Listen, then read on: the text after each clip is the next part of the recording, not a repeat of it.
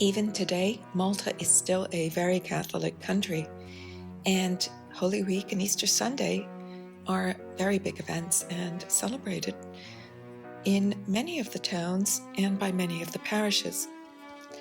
I first heard about this from friends, and then this year, when I got here, I again heard about it and all the events that one could participate in.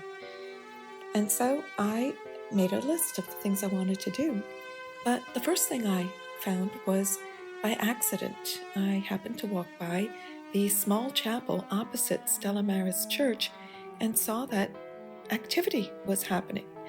I peeked in and they were setting up this display of the Lord's Passion, all the statues and the various instruments of the Passion and miniature banners, things that normally they take on procession with them, but large scale. I was so inspired by all this effort that I decided to make a meditation on Holy Week in Malta. I decided to also include the displays that people set up in the windows of their homes, the Adoration Chapel in Slima, as well as St. Catherine's Monastery, where on Holy Thursday in the evening, they set up the entire ground floor space with pink candles in the courtyard as well as the surrounding rooms. And they stayed open late and people came in droves for the tour and also to enjoy the very peaceful and meditative atmosphere.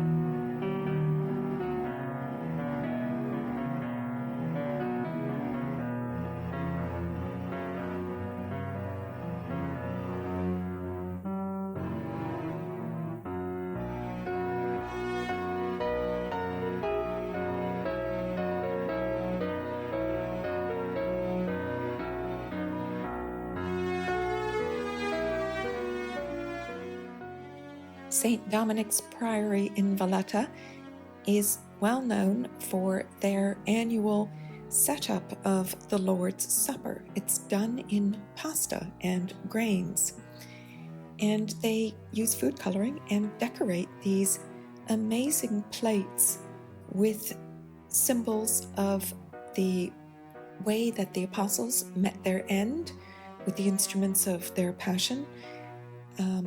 Designs, Maltese traditional designs, coats of arms, Maltese symbols, as well as just intricate designs with the colored pasta. Once the week is over, the grain is donated to families in need.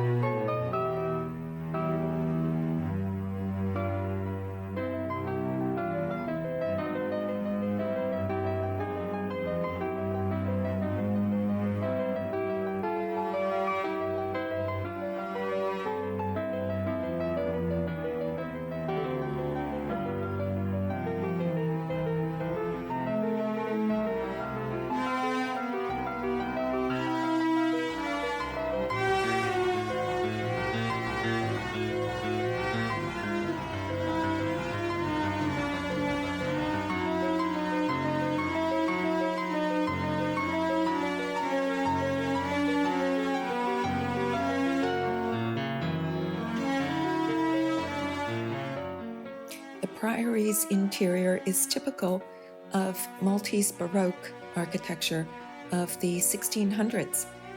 It can seem overdone, but the reverence and devotion are so evident that it is an entirely harmonious experience. Before coming back to Malta in 2015, I had never heard of a band club, but I noticed there were a lot of these small doorways with very little signage, and then there'd be a menu posted on the door. You'd see huge crowds in there, lots of men, lots of laughing, sometimes music, and I found out that many parishes have a band, and these bands are used for celebrations, for processions, and there are many in Malta, and so they normally rent out a space where they can meet, where they can practice, where they can socialize, where they can even eat.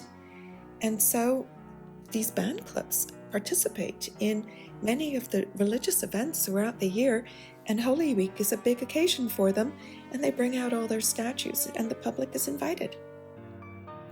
One of the traditions of Holy Week is called the 7 visits. This means that you visit 7 altars where they have reposed the Blessed Sacrament after the Mass of Our Lord's Last Supper, and you say 7 different prayers, and you have from Thursday at around 8 o'clock until Friday at noon to accomplish this, and it commemorates the 7 sorrows. I decided to make my 7 visits all in Valletta, because Valletta has a high concentration of churches, and all I had to do was follow the crowd.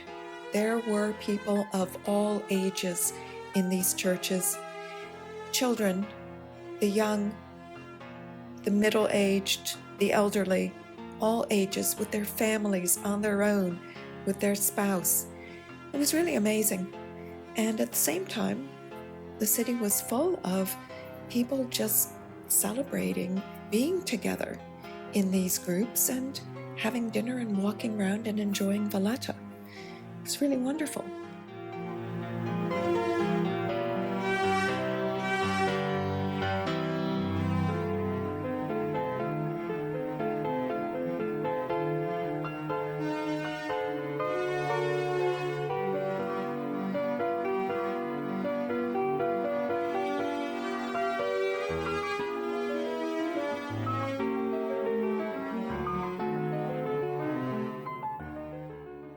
My 6th visit was to St. John's Co-Cathedral, which is where I also went for the Holy Thursday Mass of the Lord's Supper. This is the church that features the famous Caravaggio painting of the beheading of John the Baptist. I still remember seeing it when we had a tour of Valletta when I was 10 years old. And then I walked by a small door and people were going in, so I went in as well.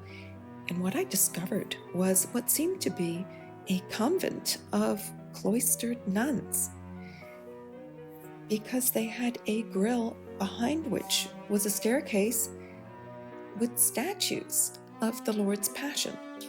And they set up a display in the corridor that they had opened up to the public.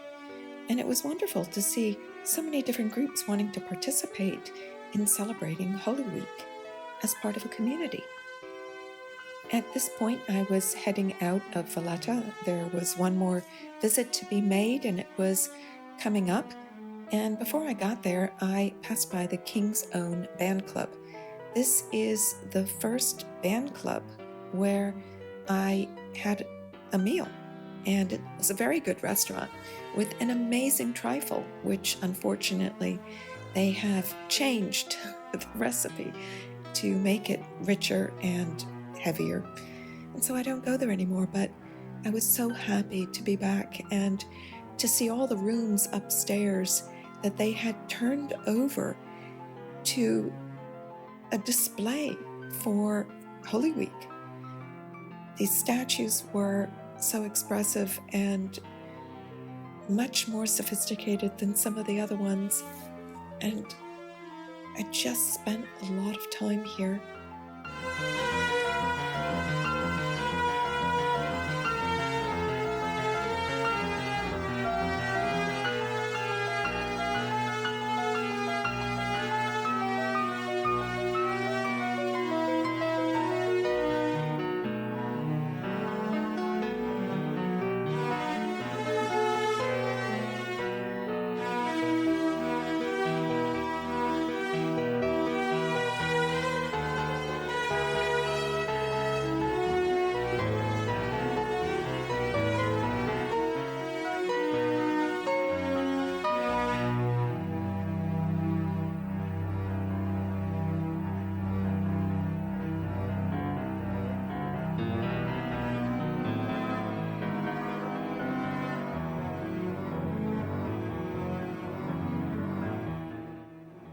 I accomplished the 7 visits just in time to catch the bus back to Slima at 11 o'clock, and that's when I fell and sprained my ankle and had to go to the emergency room in Slima to get cleaned up, and was told that I should not be walking for at least 3 days unless I wanted to hobble around in crutches.